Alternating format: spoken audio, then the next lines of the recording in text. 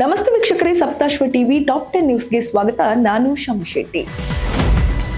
ಮೈಸೂರು ಜಿಲ್ಲೆಯಲ್ಲಿ ಹುಲಿಗಳ ಹಾವಳಿ ದಿನೇ ದಿನೇ ಹೆಚ್ಚುತ್ತಲೇ ಇದೆ. ಅದರಲ್ಲೂ ಟಿ ನರಸೀಪುರ ತಾಲೂಕಿನ ಜನತೆಗಂತೂ ರಾತ್ರಿ ಬಂತೆಂದ್ರೆ ಸಾಕು, ಎದೆ ಬಡಿತ ಜೋರಾಗುತ್ತೆ. ಇದಕ್ಕೆ ಸಾಕ್ಷಿ ಎಂಬಂತೆ ತಾಲೂಕಿನ ಕರುಹಟ್ಟಿ ಗ್ರಾಮದಲ್ಲಿ ಮಧ್ಯರಾತ್ರಿ ಹುಲಿಯೊಂದು ಪ್ರತ್ಯಕ್ಷವಾಗಿ ಆತಂಕ ಸೃಷ್ಟಿಸಿದೆ.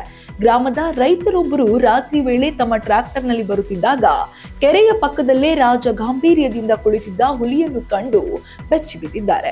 ಕೂಡಲೇ ಧೈರ್ಯ ತಂದುಕೊಂಡ ರೈತ ತಮ್ಮ ಮೊಬೈಲ್ನಲ್ಲಿ ಹುಲಿಯ ದೃಶ್ಯವನ್ನು ಸೆರೆ ಹಿಡಿದಿದ್ದಾರೆ. ಗ್ರಾಮದ ಹತ್ತಿರವೇ ಹುಲಿ ಬೀಡು ಬಿಟ್ಟಿರುವುದು ಜನರ ನಿದ್ರೆಗೆಡಿಸಿದೆ. ನಮಗೆ ರಕ್ಷಣೆ ಬೇಕು, ಕೂಡಲೇ ಹುಲಿಯನ್ನು ಸೆರೆ ಹಿಡಿಯಿರಿ ಎಂದು ಅರಣ್ಯ ಇಲಾಖೆಗೆ ಗ್ರಾಮಸ್ಥರು ಪಟ್ಟು ಹಿಡಿದಿದ್ದಾರೆ. ಬೆಂಗಳೂರಿನ ಚಂದ್ರ ಲೇಔಟ್ ಬಳಿ ಚಲಿಸುತ್ತಿದ್ದ ಮಿನಿ ಬಸ್ನಲ್ಲಿ ಆಕಸ್ಮಿಕವಾಗಿ ಬೆಂಕಿ ಕಾಣಿಸಿಕೊಂಡು ಆತಂಕ ಮೂಡಿಸಿದೆ. ಹೌದು, ಮೊದಲು ಸಣ್ಣದಾಗಿ ಕಾಣಿಸಿಕೊಂಡ ಬೆಂಕಿ ನೋಡುತ್ತಿದ್ದಂತೆ ರೌದ್ರ ರೂಪ ತಾಳಿ ಇಡೀ ಬಸ್ಸನ್ನೇ ಆವರಿಸಿಕೊಂಡಿತ್ತು. ಬಸ್ಸಿನಲ್ಲಿ ಬೆಂಕಿ ಕಾಣಿಸಿಕೊಳ್ಳುತ್ತಿದ್ದಂತೆಯೇ ಎಚ್ಚೆತ್ತ ಚಾಲಕ ತಕ್ಷಣವೇ ವಾಹನವನ್ನು ರಸ್ತೆ ಬದಿಗೆ ನಿಲ್ಲಿಸಿದ್ದಾನೆ. ಇದರಿಂದ ದೊಡ್ಡ ಮಟ್ಟದ ಅನಾಹುತವೊಂದು ಕೂದಲೆಳೆ ಅಂತರದಲ್ಲಿ ತಪ್ಪಿದಂತಾಗಿದೆ. ಬೆಂಕಿಯ ಜ್ವಾಲೆ ಬಸ್ ಸಂಪೂರ್ಣವಾಗಿ ಸುಟ್ಟು ಕರಕಲಾಗಿದ್ದು ಸ್ಥಳೀಯರಲ್ಲಿ ಭೀತಿ ಮೂಡಿಸಿತ್ತು. ಇನ್ನು ರಾಷ್ಟ್ರೀಯ ಹೆದ್ದಾರಿ 48ರ ಚಿತ್ರದುರ್ಗದ ಹೊರವಲಯದಲ್ಲಿ ಸಂಚಾರ ದಟ್ಟಣೆಯ ನಡುವೆಯೇ ಕಂಡಕ್ಟರ್ ಹಾಗೂ ಬೈಕ್ ಸವಾರನ ನಡುವೆ ಮಾತಿನ ಚಕಮಕಿ ನಡೆದಿದೆ. ಚಿತ್ರದುರ್ಗದಿಂದ ಪಾವಗಡಕ್ಕೆ ಹೊರಟಿದ್ದ ಕೆಎಸ್ಆರ್ಟಿಸಿ ಬಸ್ ಹೋಟೆಲ್ ಬಳಿ ಹೆದ್ದಾರಿ ಪ್ರವೇಶಿಸುವಾಗ ಈ ಗಲಾಟೆ ಶುರುವಾಗಿದೆ. ಮೈ ಮೇಲೆ ಬರ್ತೀಯ ಎಂದು ಶುರುವಾದ ವಾಗ್ವಾದ ವಿಕೋಪಕ್ಕೆ ತಿರುಗಿ ಇಬ್ಬರು ರಸ್ತೆಯಲ್ಲೇ ಜಗಳಕ್ಕೆ ಇಳಿದಿದ್ದಾರೆ. ಇದರಿಂದಾಗಿ ಹೆದ್ದಾರಿಯಲ್ಲಿ ವಾಹನಗಳು ಸಾಲುಗಟ್ಟಿ ನಿಂತು ಇತರ ಪ್ರಯಾಣಿಕರಿಗೆ ತೀವ್ರ ಕಿರಿಕಿರಿಯಾಗಿದೆ. ಕೊನೆಗೆ ಸಾರ್ವಜನಿಕರು ಇಬ್ಬರಿಗೂ ಸರಿಯಾಗಿ ತರಾಟೆಗೆ ತೆಗೆದುಕೊಂಡಾಗ ಪರಿಸ್ಥಿತಿ ಅರಿತ ಕಂಡಕ್ಟರ್ ಮತ್ತು ಬೈಕ್ ಸವಾರ ಅಲ್ಲಿಂದ ಜಾಗ ಖಾಲಿ ಮಾಡಿದ್ದಾರೆ. ಕೋಲಾರ ಜಿಲ್ಲೆಯ ಬಂಗರಪೇಟೆಯಲ್ಲಿ ಹಾಡಹಗಲೇ ಕಳ್ಳತನದ ಭೀತಿ ಎದುರಾಗಿದೆ. ಪತ್ನಿಯ ಅನಾರೋಗ್ಯದ ಕಾರಣ ನಿವೃತ್ತ ಸರ್ಕಾರಿ ನೌಕರ ಗೋವಿಂದಪ್ಪ ಎಂಬುವರು ತಮ್ಮ ಮನೆಯನ್ನು ಲಾಕ್ ಮಾಡಿ ಮಾಲೂರಿನಲ್ಲಿದ್ದ ಮಗಳ ಮನೆಗೆ ತೆರಳಿದ್ರು. ಇದೇ ಸಮಯವನ್ನ ಕಾದು ಕುಳಿತಿದ್ದ ಕಳ್ಳರು ವಿವೇಕಾನಂದ ನಗರದಲ್ಲಿರುವ ಅವರ ಮನೆಯ ಬೀಗ ಮುರಿದು ಒಳನುಗ್ಗಿದ್ದಾರೆ. ಇದೇ ತಿಂಗಳ 12ರಂದೇ ಈ ಕೃತ್ಯ ನಡೆದಿದೆ ಎನ್ನಲಾಗಿದ್ದು, ಗೋವಿಂದಪ್ಪ ಅವರು ಮನೆಗೆ ವಾಪಸ್ ಬಂದಾಗ ಪ್ರಕರಣ ಬೆಳಕಿಗೆ ಬಂದಿದೆ. ಲಾಕರ್ನಲ್ಲಿದ್ದ 45 ಗ್ರಾಂ ಚಿನ್ನ, 1 ಕೆಜಿ 100 ಗ್ರಾಂ ಬೆಳ್ಳಿ ಮತ್ತು 20,000 ನಗದು ಹಣವನ್ನು ಕಳ್ಳರು ದೋಚಿಕೊಂಡಿದ್ದಾರೆ. ಈ ವಿಚಾರ ಬಂಗರಪೇಟೆ ಪೊಲೀಸ್ ಠಾಣೆಯಲ್ಲಿ ಪ್ರಕರಣ ದಾಖಲಾಗಿದ್ದು, ಪೊಲೀಸರು ಕಳ್ಳರ ಪತ್ತೆಗೆ ಚಾಲ ಬೀಸಿದ್ದಾರೆ.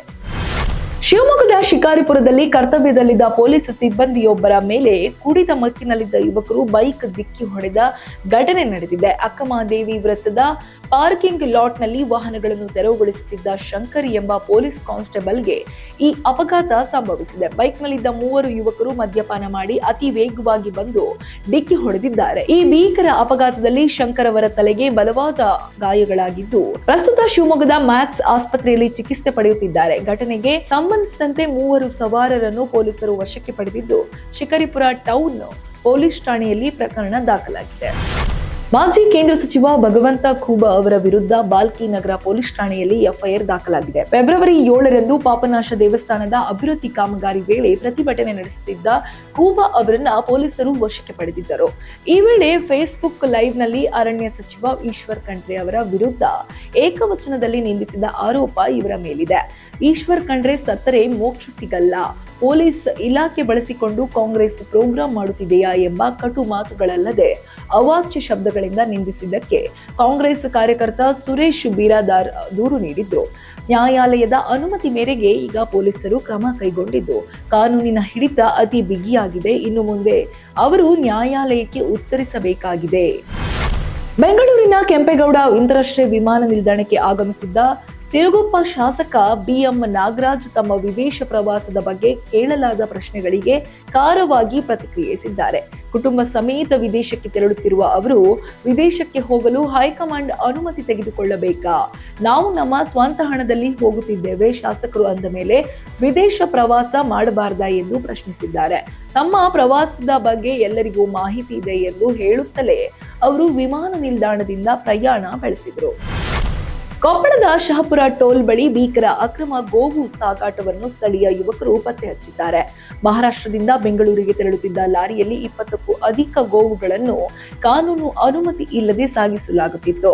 ಖಚಿತ ಮಾಹಿತಿ ಮೇರೆಗೆ ಲಾರಿಯನ್ನು ಬೆನ್ನಟ್ಟಿದ ಯುವಕರು ಅದನ್ನು ತಡೆದು ತಕ್ಷಣವೇ 112ಕ್ಕೆ ಕರೆ ಮಾಡಿ ಪೊಲೀಸರನ್ನು ಸ್ಥಳಕ್ಕೆ ಕರೆಸಿದ್ದಾರೆ. ಸದ್ಯ ಲಾರಿ ಮತ್ತು ಚಾಲಕ ಮುನಿರಾಬಾದ್ ಪೊಲೀಸರ ವಶದಲ್ಲಿದ್ದು, ಮಾಲೀಕನ ಬಳಿ ಯಾವುದೇ ದಾಖಲೆಗಳು ಲಭ್ಯವಿಲ್ಲದ ಕಾರಣ ತನಿಖೆ ತೀವ್ರಗೊಂಡಿದೆ. ಉಡುಪಿ ತಾಲೂಕಿನ ಪೇರಂಪಳ್ಳಿಯಲ್ಲಿ ನೋಡುತ್ತಿದ್ದಂತೆ ಪಾದಚಾರಿಯೊಬ್ಬರ ಮೇಲೆ ಕ್ರೇನ್ ಹರಿದ ಭಯಾನಕ ಘಟನೆ ನಡೆದಿದೆ. ಹೆರ್ಗಾ ವ್ಯವಸಾಯ ಸೇವಾ ಸಹಕಾರಿ ಸಂಘದ ಮುಂಭಾಗದಲ್ಲಿ ರಸ್ತೆ ಬದಿ ನಡೆದುಕೊಂಡು ಹೋಗುತ್ತಿದ್ದ ವ್ಯಕ್ತಿಯ ಮೇಲೆ ಕ್ರೇನ್ ಹರಿದಿದೆ. ಈ ಭೀಕರ ಅಪಘಾತದ ದೃಶ್ಯ ಸಿಸಿಟಿವಿಯಲ್ಲಿ ಸೆರೆಯಾಗಿದ್ದು, ನೋಡುವವರ ಎದೆ ನಡುಗಿಸುತ್ತದೆ. ಗಂಭೀರವಾಗಿ ಗಾಯಗೊಂಡ ಪಾದಚಾರಿಯನ್ನು ತಕ್ಷಣವೇ ಸ್ಥಳೀಯ ಆಸ್ಪತ್ರೆಗೆ ದಾಖಲಿಸಲಾಗಿದ್ದು, ಸದ್ಯಕ್ಕೆ ಅವರು ಚಿಕಿತ್ಸೆಯನ್ನು ಪಡೆಯುತ್ತಿದ್ದಾರೆ. ಹೊರಗಡೆ ಬಿರಿಯಾನಿ ತಿನ್ನುವ ಮುನ್ನ 10 ಬಾರಿ ಯೋಚಿಸಿ. ಬೆಂಗಳೂರಿನ ಜಯನಗರ ವ್ಯಾಪ್ತಿಯ ತಿಲಕ್ ನಗರದಲ್ಲಿರುವ famous star Ambur biryani hotel ಮೇಲೆ ಆರೋಗ್ಯ ಇಲಾಖೆಯ ಅಧಿಕಾರಿಗಳು ದಾಳಿ ನಡೆಸಿದಾಗ ಶಾಕಿಂಗ್ ಸತ್ಯ ಹೊರಬಂದಿದೆ. ಫ್ರೀಜರ್ನಲ್ಲಿ ಕೊಳೆತು ನಾರುತ್ತಿದ್ದ ಚಿಕನ್ ಅನ್ನು ಬಿರಿಯಾನಿ ಮತ್ತು ಕಬಾಬ್ಗೆ ಬಳಸುತ್ತಿರುವುದು ಕಂಡು ಬಂದಿದೆ. ಅಧಿಕಾರಿಗಳು ಸ್ಥಳದಲ್ಲೇ 1 ಲಕ್ಷ ರೂಪಾಯಿ ದಂಡ ವಿಧಿಸಿದ್ದು, ಜನರ ಆರೋಗ್ಯದ ಜೊತೆ ಚಲ್ಲಾಟವಾಡದಂತೆ ಎಚ್ಚರಿಕೆ ನೀಡಿದ್ದಾರೆ. ಇದಿಷ್ಟು ಈ ಹೊತ್ತಿನ ಟಾಪ್ 10 ನ್ಯೂಸ್ಗಳು. ಇನ್ನಷ್ಟು ಸುದ್ದಿಗಾಗಿ ನೋಡ್ತಾ ಇರಿ ಸಪ್ತಾಶ್ವ ಟಿವಿ.